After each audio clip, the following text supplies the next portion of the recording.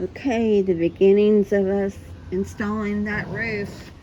We decided instead of doing the shingles, I'm gonna try not to fall because of the wall. Oh look, someone's mowing the lawn. That would be my brother. Oh. So we decided to do, just because my dad doesn't need to be getting up on that roof, you know. He needs to get, oh man, he needs to get down from there. But, so we're doing the metal roof. There's the metal roofing. And, here's the scaffolding. Oh, God. I don't have good balance, so struggling. There he is up there.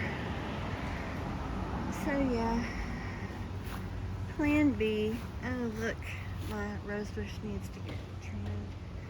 So plan B, doing metal roofing.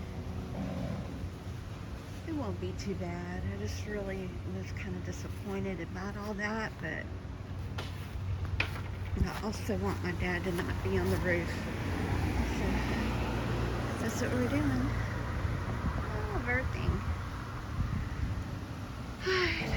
Just giving an update. Oh, and I wanted to share this real quick. I need to cut that. Good. But look, I'm getting hydrangeas. Look at that. Excuse me, I didn't get so many last year. And look how pretty. So that makes me happy. That makes me happy.